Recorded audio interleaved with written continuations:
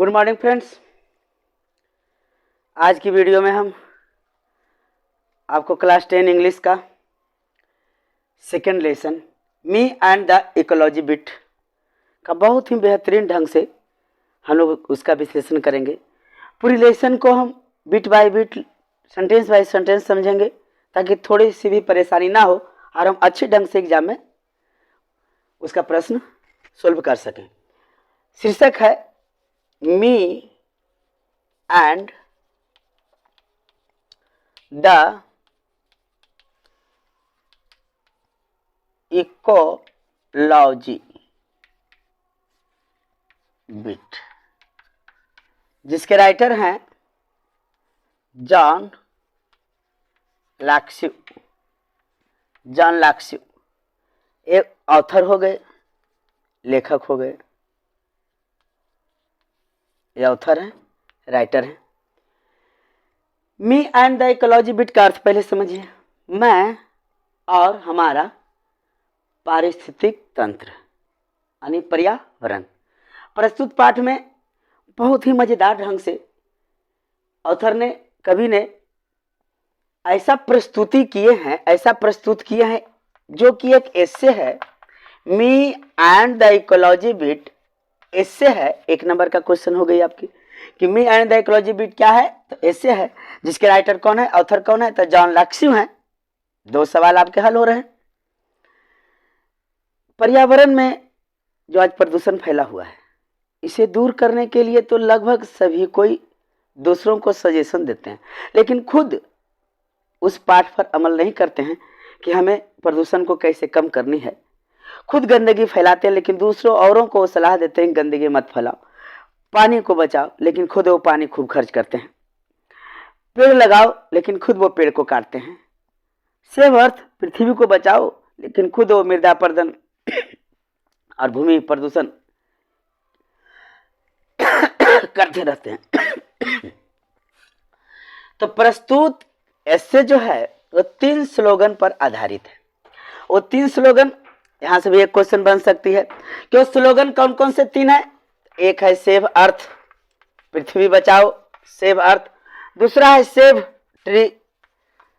Tree, और तीसरा है सेव वाटर। ये 3 स्लोगन कभी प्रस्तुत किए हैं। पेड़ को बचाओ, पानी को बचाओ और पृथ्वी बचाओ। ये 3 स्लोगन के माध्यम से ये पूरे पाठ को कवि ने हमारे सामने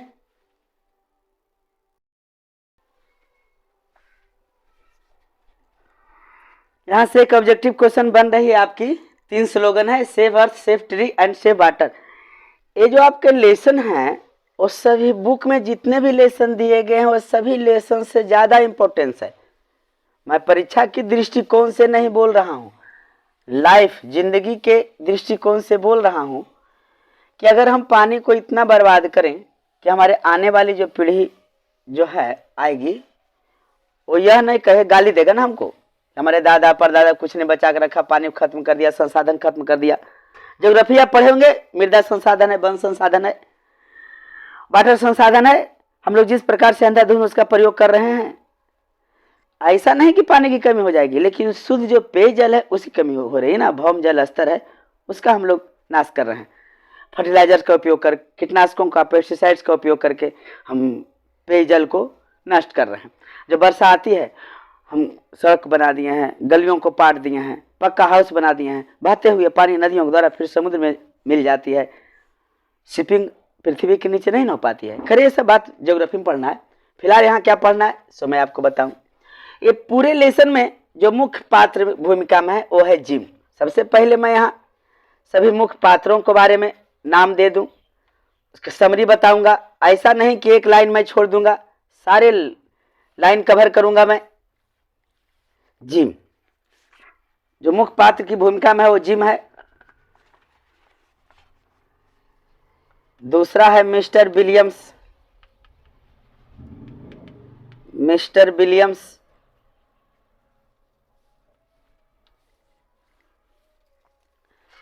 तीसरे पात्र हैं Mrs jenny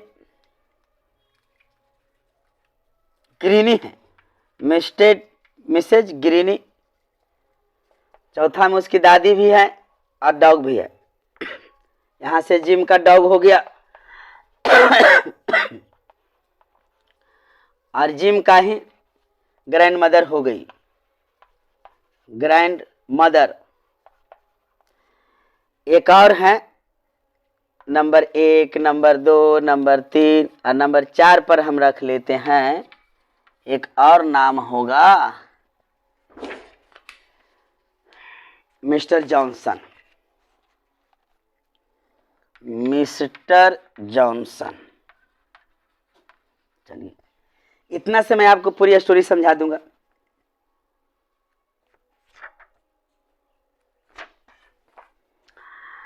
John Lexus presents lessons me and the ecology bit brings out how the issue of preserving environment and saving ecology is everybody's concern and difficult to solve. One sentence हुई। John लेक्स्यू present किए हैं lesson को, इस lesson को, इस पाठ को हमारे सामने प्रस्तुत किए हैं, प्रेजेंट किए हैं, हमें दिखाए हैं कि me and the ecology bit जो है लेसन का नाम है। इसके बारे में जो इशू है, इन्वायरमेंट जो हमारा पोल्यूटेड हो रही है, जो इशू है, इस इशू को दूर करने के लिए तो सेविंग करने को तो हर एक कोई चाहते हैं, हर एक कोई चाहते हैं कि पर्यावरण किस प्रकार प्रिजर्व होगा, किस प्रकार संरक्षित होगी, जानते भी हैं उसका, लेकिन कदम नहीं उठा पाते हैं। उसके नियम को जानते हैं, किस प्रकार हम प्रदूषण को बढ़ने से बचाएंगे, अपने संसाधनों का दुरुपयोग ना करेंगे, लेकिन करते हैं ऐसा कोई नहीं कर पा रहे हैं। बस यही बातों को हमारे सामने प्रस्तुत किए उन्होंने। प्रस्तुत लेसन में मुख्य भूमिका में जिम है, जिसके फादर भी अखबार ही बेचा करते थे, न्यूज़पेपर सेलर है जिम, इसके फादर भी थे। आफ्टर डेथ, पिताजी के मरने के बाद जिम ने अपने पिताजी का सारा कार्यभार संभाल लिया। आज जिम भी दरवाजे दरवाजे जाकर पेपर बेचा करता था। जिसे होता ना कि जिसके यहाँ पर डे पेपर देना होता है, तो उनके यहाँ जा कर के जिम एक वीक में यानी सैटरडे और संडे को मनी कलेक्ट करते थे, पैसा लेते थे, बाकी मंडे टू फ्राइडे पेपर देते थे। जिन उनका परमानेंट ग्राहक कौन कौन थे? मिस्टर विलियम, मिसेस ग्रीनी और मिस्टर जॉनसन। ये 3 पात्र को दिया गया है। I have this paper route my father had won when he was a kid। जब जिम छोटे थे उसी वक्त उनके पिताजी ने विरासत में जिम को पेपर बेचने का काम सिखा गए। जैसे कोई किसान है तो उनके पिताजी किसानी करते हैं, खेती करते हैं, तो उनका पुत्र भी करता है। कोई लोहार का काम कर रहा है तो उसका पुत्र भी लोहार का काम करता है, यानी विरासत में जो मिलती है।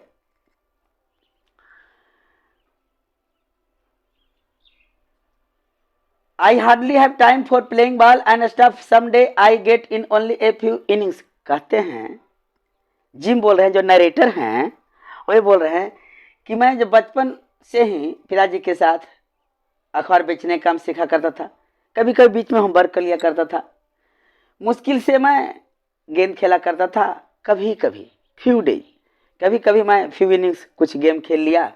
मैं काम में व्यस्त रहता था अपने पिताजी के साथ। आज सैटरडे को वे कलेक्ट करते थे money. I put in a good work for ecology. लेकिन जब मैं पेपर बेचा करता था तो इकोलॉजी जो हमारा पर्यावरण है, इसको प्रिजर्व करने के लिए, संरक्षित करने के लिए मैं लोगों को मशविरा सलाह दिया करता था। ये जिम बात कर रहे हैं। जब एक दिन मिस्टर जिम मिस्टर विलियम्स के यहाँ सैटरडे को कलेक्ट करने गए रुपया, तो प्राय ही tried to pretend he is not home. यह ऐसा बहाना बनाता था, प्रिटेंड करता था कि वो घर पर है ही नहीं। जब ये पैसा मांगने जाता तो इस प्रकार का यह बहाना बनाता था कि वो घर पर है ही नहीं। लेकिन एक सैटरडे को जब इसने पैसा मांगने के लिए गए तो ये क्या कर रहा था? I see him burning leaves in the backyard.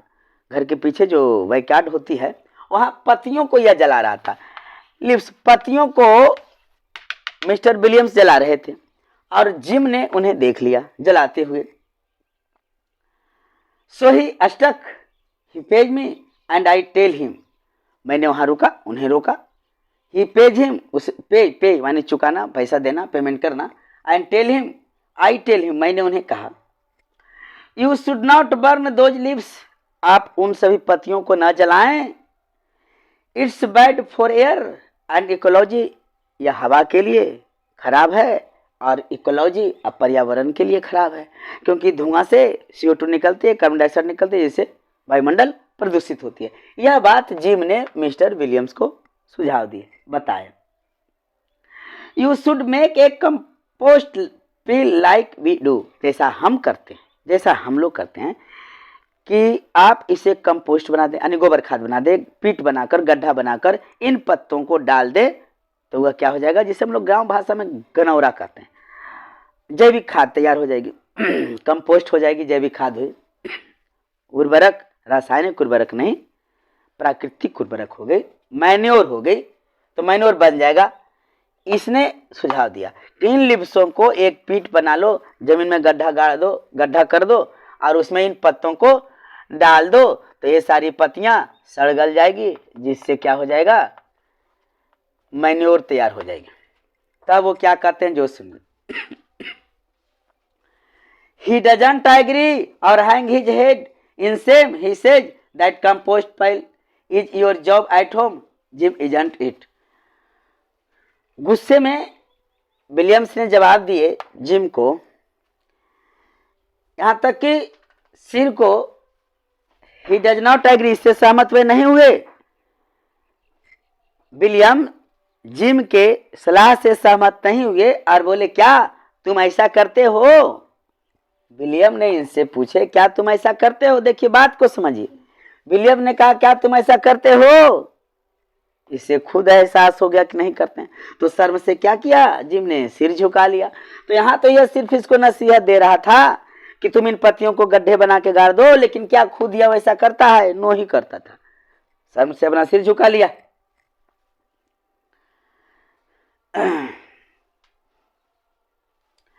Mr. Williams say, "We don't you take a little more trouble with put enough dirt on top of each layer, then we wouldn't have this noise pollution." Williams ने कहा कि अगर हम इसे पीठ में गाड़ देंगे तो वह सड़ेगा गलेगा, जिससे नॉइज पोल्यूशन होगा, यानी दुर्गंध आएगी, बैड स्मेल आएगा। मैंने इसे जला दिया तो धुआं ही हुआ ना, बैड स्मेल तो एनवायरनमेंट में, पर्यावरण में, पास पड़ोस में तो नहीं आई।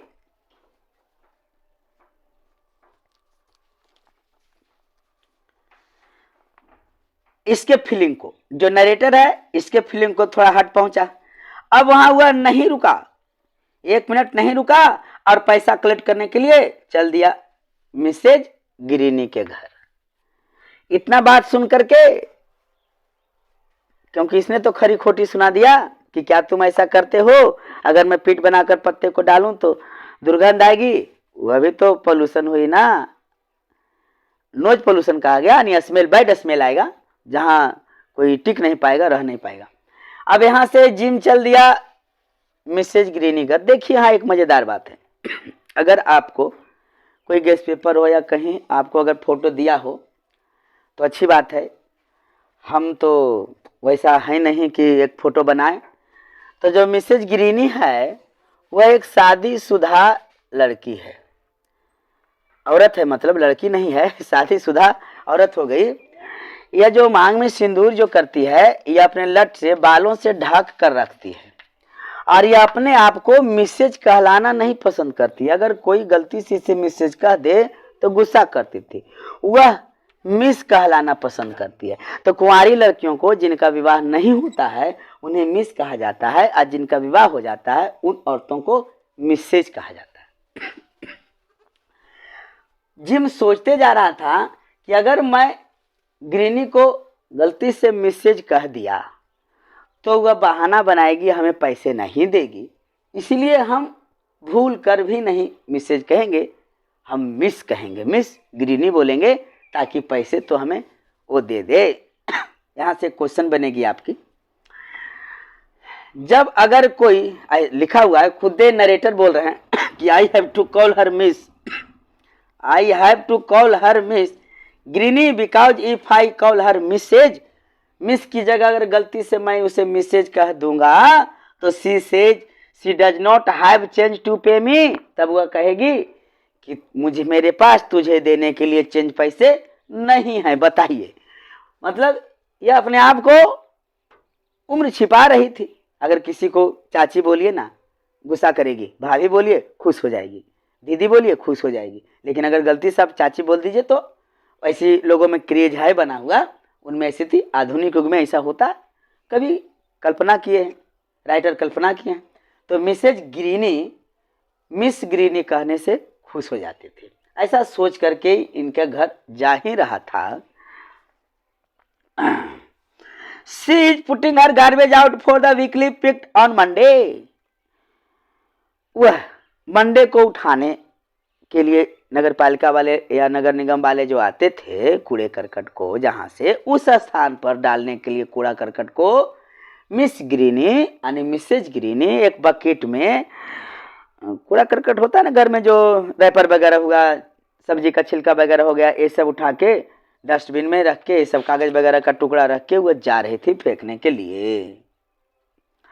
सी goes away on weekend, so on Saturday and Sunday we have to look at the big plastic garbage, plastic का भी थैला होती थी, ऑन हर lawn but don't say anything about it, I just look at the garbage. मैं देखता था कि प्लास्टिक में, यानी जिम बोल रहे हैं कि मैं देखता था कि प्लास्टिक के बैग में कूड़ा करकट भरा हुआ पड़ा मिलता था सैटरडे तक। She said to me, वो हमसे कहा करती थी, go pick up that gum wrapper you threw on my lawn, put it in one of the plastic bag, didn't anybody teach you not to litter. बोल रहे हैं gym कि वह कहा करती थी कि मैं सारे प्लास्टिक बैग को, कूड़ा करकट को, रैपरों को, गम रैपर हो, चॉकलेट का रैपर हो, जिसे हम लोग क्या कहते हैं, चॉकलेट जिसमें बाहर से प्लास्टिक के कवर बोलिए, उसे ढका हुआ रहता है, ये सारे रैपरों को इकट्ठा करती थी। उन्हें जिम कहती है, मिस ग्रीनी, पैसा भी नहीं मांगा, पहले नसीहत देने लग गया जिम, बोला मिस ग्रीनी आप जो ये कूड़े करकट को इकट्ठा कर देते हैं, लेकिन एक सप्ताह तक आप अपने घर के बगल में गंदे को रखते हैं, ऐसा ना करें। जो रिसाइकल होने वाला पदार्थ है उसका यूज करें और डस्टबिन में जाकर डालें, ताकि नगर पालिका वाला या नगर निगम वाला जो भी लोग आते हैं उठाकर उन्हें ले जाएं और कहीं डिस्पोज कर दें। तब ग्रीनी का जवाब सुनिए क्या वो कहती है। नगर निगम या शहरों में, बड़े बड़े शहरों, छोटे शहरों में भी ऐसा कानून है, नियम बना हुआ है कि कुत्ते को पट्टे में रखा जाता है। आज जिम के पास एक डॉग था, तो ग्रीनी कहती है कि तुम्हारा कुत्ता जिसे पट्टे में बांध कर रखना चाहिए वह खुला रहता है, तुम खुला छोड़ दिए हो। क्या तुमने नियम का पालन किया? नहीं किया। तुम्हारा कुत्ता मेरे आंगन में आकर जो गंदा कर देता है, इधर उधर गंदगी फैला देता है। देखिए लिखा हुआ है, the dog digs up my garden and message up my yard.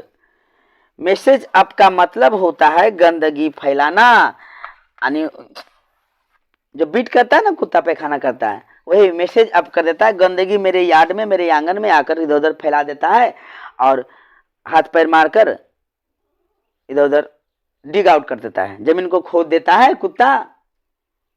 क्या वो सही है? वह पर्यावरण के लिए सही है? तुम अपने कुत्ते को बांध कर एक जगह क्यों नहीं रखते हो जो मेरे आंगन में आकर गंदगी कर देता है? अब तो उल्टे इसको डांट पड़ गई। जिम को मिस ग्रीनी भी डांट दी। अब वो क्या करे? अब वहां से बिना पैसा लिए हुए, सोचते हुए वहां से हुआ आगे बढ़ गया और किनका घर गया? मिस्टर जॉनसन के घर चला गया।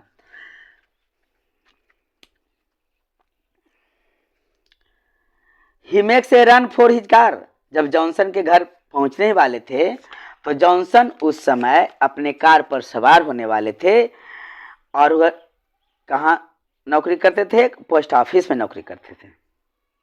पोस्ट ऑफिस में वो नौकरी करते थे। जब जिम उनके कार के पास पहुंचता है तो मिस्टर जॉनसन कुछ समय के लिए रुक जाते हैं, क्योंकि यह सोच लिए कि आज ये पैसा मांगने के लिए आया है, संडे है, वीकेंड है, लास्ट डे है वीक का, पैसा देना है। लेकिन यह पैसे नहीं मांग कर मिस्टर जॉनसन को फिर सलाह देने लग गया कि मिस्टर जॉनसन, आपकी पोस्ट ऑफिस तो 2 फरलांग की दूरी यानी 100-150 मीटर की दूरी पर है, जहां आप पैदल भी जा सकते हैं।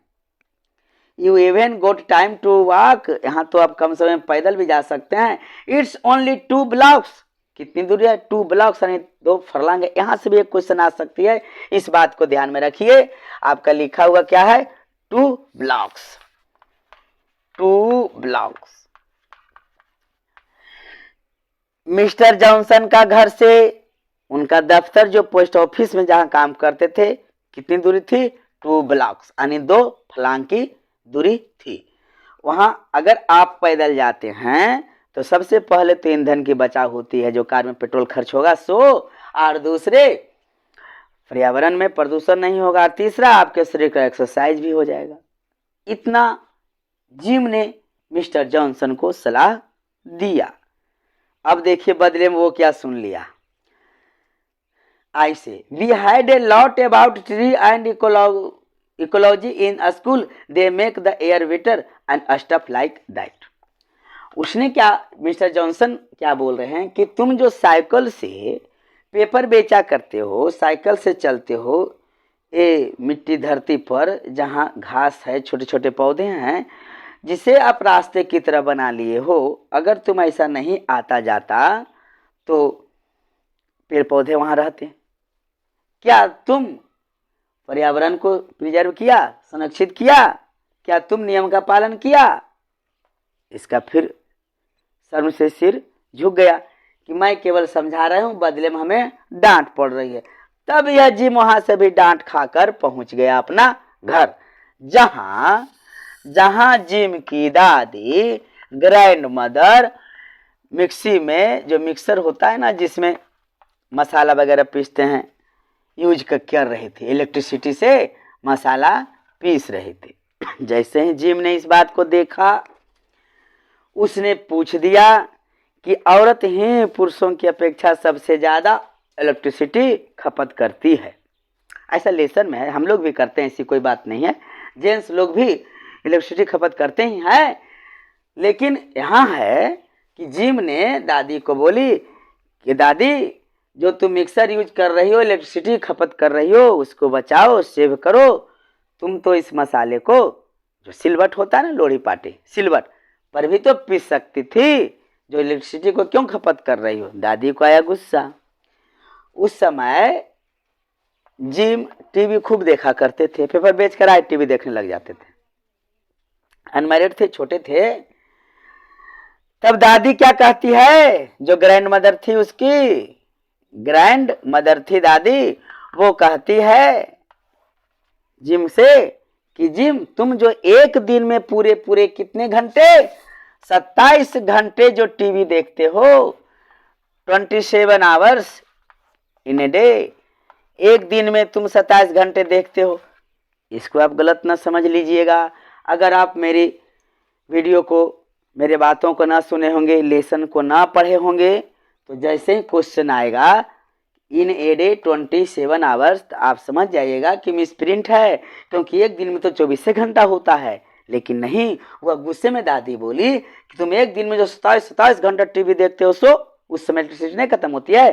तो एक कहावत आप भी सुने होंगे, घर में पिताजी या दादी, दादा दादी या मम्मी क्या कहती है गुस्से में, अरे खाली 9 मन खैम ही तू, कमा नहीं कर्मी, एक दिन में खाली 9 मन खैमी तू, तो क्या एक मन में 40 किलो होता है, तो 9 मन क्या आप खा जाएगा एक दिन में? तो कहानी है, कहावत है, एक कहावत के रूप में बोला गया कि एक दिन में तू 27 घंटा टीवी देखें। तो यहाँ तो सवाल उठेगा ना, प्रश्न आएगी आपके एग्जाम में आ सकती है कि एक दिन में Jim according to his grandmother कितने देर तक टीवी देखा करते थे, तो 27 आवर लिखना होगा। इसे गलत आप ना समझेंगे। इस प्रकार से अब लेसन तो कंप्लीट हो गई। नेक्स्ट वीडियो हम आपको इसका क्वेश्चन आंसर करवाएंगे। आई होप आप लोग अच्छी से पढ़ाई कर ही रहे होंगे। मैं इंग्लिश का सेकंड वीडियो का आपको लेक्चर आज लेकर आया था। इस वीडियो में सेकंड वीडियो में लेक्चर था सेकंड लेसन का। इसका क्वेश्चन आंसर मैं एक ही में 1-2 लेसन का करवा दूंगा एक ही वीडियो में। शॉर्ट का जो आता है, लॉन्ग का तो आता नहीं है, शॉर्ट का आता है। देखिए, लाइफ में अगर सक्सेस करनी है तो आप 4 फॉर्मूले को जीवन में ढाल लीजिए। 4 फॉर्मूले को जीवन में एकदम ढाल लीजिए। 4 फॉर्मूला।